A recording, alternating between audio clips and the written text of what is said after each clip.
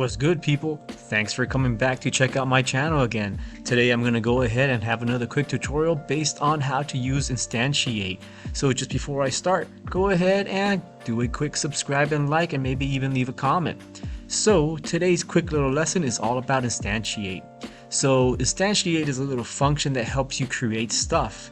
Now in this Unity scene setup, I already have created a couple of objects. Main camera, of course, is already started, but the thing that we're looking at is the instantiating object.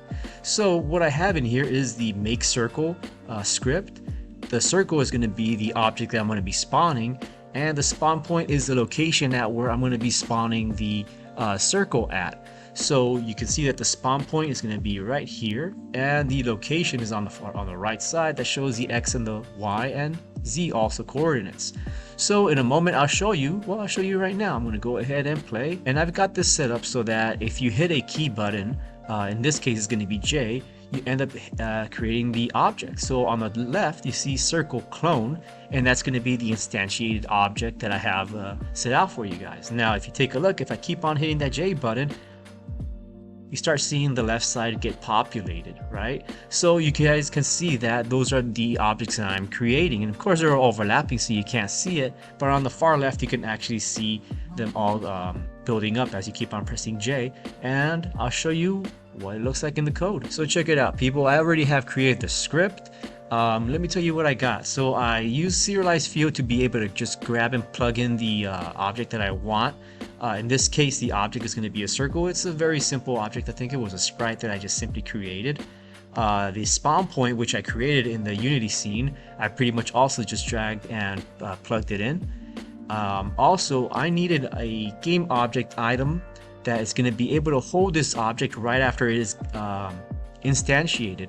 And the reason I do that is once you instantiate the object, you want to probably do something with that object, but if you don't set it up immediately, you kind of lose it and it's just doing whatever it wants until something happens to destroy it, or maybe it just stays there forever. So I'll show you how the setup is.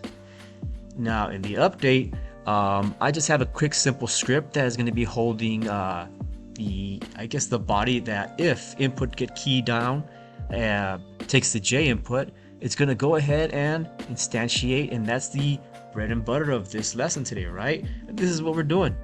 So the item is equal to the instantiate method that we are talking about learning how to use, and we're going to put in the circle, which is the object that's going to be instantiated, and the second field is going to be taking the location where the object is going to be spawning from, and that thing is just going to be the point that comes what we put in the prefab, which is going to be held in the serialized field format. Now the last thing, the quaternion identity, that basically is referring to its rotation or where its angle is currently, so we're just going to instantiate it as is. So that's basically how this program is running. So once again, let me show you real quick, and then I'll show you how to do something else that's really cool and neat. So yeah, I went ahead and showed you how the script looked like, and of course I'm going to do the same old thing that I just showed you what I did, right? So I just showed you guys that if I press the J button, it creates a clone. Now the next thing is I want to be able to just destroy it after a certain amount of time, because I don't want these to start building up and have an infinite amount. So I'll show you guys how to kill them as soon as you, well, whatever time you want them to be alive at for. So check it out, guys. The only thing that I added was this simple method that says destroy item 1F, or 1 second float. So what does that mean? So I already caught the object as soon as it was created, and I called it item, and that's like the important thing that you guys gotta do so that you guys just don't lose it into oblivion. So as soon as we got it somewhere, we could get access to it at any time. Now I'm gonna go ahead and destroy this item after 1 second. So after that, you'll see right now what happens. So here we go, running the script once again, or actually hitting play. Now check it out, on the left I'm going to go ahead and hit the J button, and it should spawn the object and then destroy it. It will disappear. So here we go. Boom, it disappeared. You could see it on both screens now, right? You could see it as soon as I hit a J, you see the circle, bam, it's gone. Hit a couple multiple ones, take a look at the left, one after another they disappear, Alright, so that pretty much is our quick little tutorial about how to use Instantiate. Maybe later on I'll show you guys how to turn it into a little quick projectile for your game, and it runs into, I don't know, any platformer or maybe even a top-down game, so that you guys can start creating little quick games and setting up little projectiles.